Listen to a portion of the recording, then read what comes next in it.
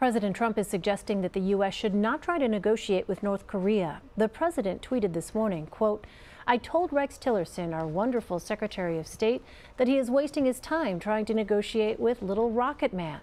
Save your energy, Rex. We'll do what has to be done." Those tweets came after Tillerson said the U.S. was in direct talks with the North. The State Department later walked that comment back by saying the North has not shown any indication of interest in talks regarding denuclearization. For more on this, we turn to Isaac Stonefish. He is a senior fellow at the Asia Society Center on U.S. China relations. Isaac, welcome. Thank you. So the president says that negotiating with North Korea is a waste of time, just a day after Rex Tillerson said more or less the opposite. What kind of message does that send to North Korea? It sends a very confusing message both to North Korea and to the American people who want to start having some faith in the American government's ability to make some changes, get things done with North Korea. And yet when Secretary of State says one thing, President says another thing, it's really hard to believe that they're going to be able to get this done. So South Korea and China want a diplomatic solution. How likely are they going to be receiving the president's remark? I mean, you said yourself, it's a confusing thing. And if you're actually someone that is trying to advance some kind of dialogue, where does that leave you?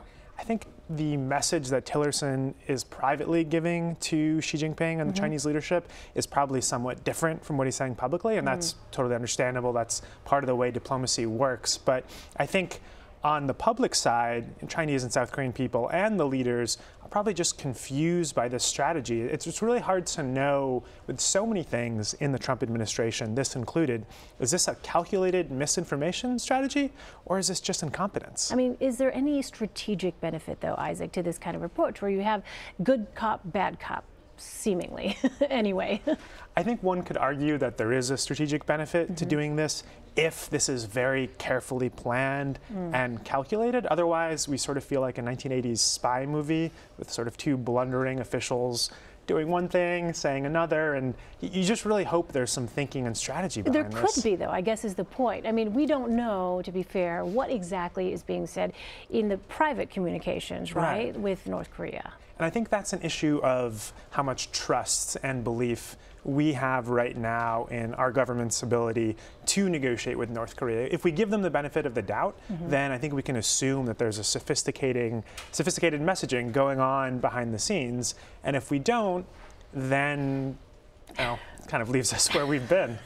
So let me ask you, we saw China agree to enforce UN sanctions against Pyongyang, which includes restricting oil exports and closing North Korean companies. Do you think that's going to be effective? I don't really think that further isolating North Korea is going to help bring it to the table. I mean, I think we've seen North Korea in the 1990s suffer a devastating famine and not necessarily be more willing to negotiate. I mean, I think the confusing thing about what Trump and Tillerson are saying is that if we're saying we're not going to negotiate with them, then what's the path out? What's the solution? If there's no talks, then are you closing off the idea of a non-military solution? And that, to me, is quite scary.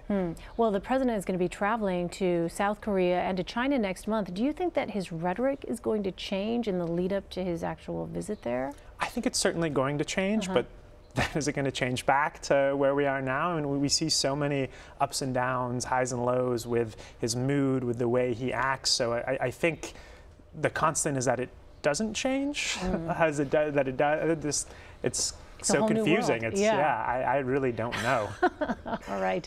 We will wait to see. So much to watch. Isaac Stonefish, always good to see you. Thanks so much. Good to see you.